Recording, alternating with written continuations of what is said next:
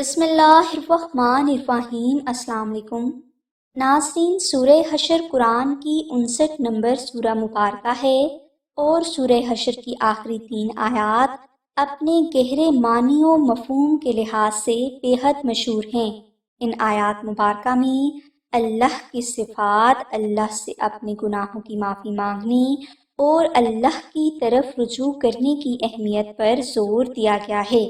اس video میں ہم آپ کو سورہ حشر کی آخری 3 آیات کا وظیفہ حاجات کے حوالے سے بتائیں گے۔ سورہ حشر کی آخری 3 آیات کا وظیفہ کی برکت سے کوئی بھی مسلمان اپنی تمام حاجات حاصل کر سکتا ہے، لہٰذا سورہ حشر کی آخری 3 آیات کا سب سے آسان وظیفہ تو یہ ہے کہ آپ ہر فرض نماز کے بعد کم از کم 1 مرتبہ سورہ حشر کی آخری 3 آیات تلاوت کر لیا کریں اور اس میں ناغہ نہ کریں۔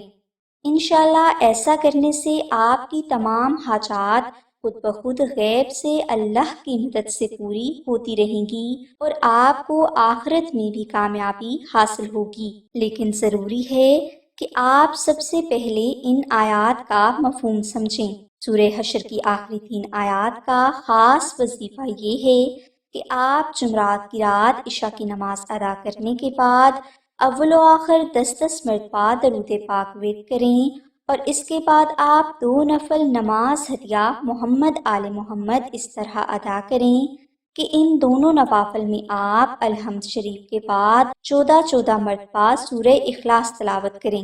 نوافل ادا کرنے کے بعد آپ سورہ حشر کی آخری 3 آیات 300 مرتبہ ورد کریں اور یہ وظیفہ آپ 3 دن تک جاری رکھیں۔ 3 دن کے بعد آپ روزانہ 10 مرتبہ درود ابراہیمی اور 10 مرتبہ سورہ حشر کی آخری 3 آیات ورد کرنے کی عادت ڈال لیں۔ انشاءاللہ آپ کی ہر پریشانی دور ہو جائے گی اور آئندہ زندگی آپ کو کسی بھی قسم کی پریشانی کا سامنا نہیں کرنا پڑے گا، یعنی آپ کی ہر حاجت غیب سے ہمیشہ پوری ہوتی رہے گی۔ مزید معلومات کے لیے آپ آمنہ بہن سے رابطہ کر سکتے ہیں۔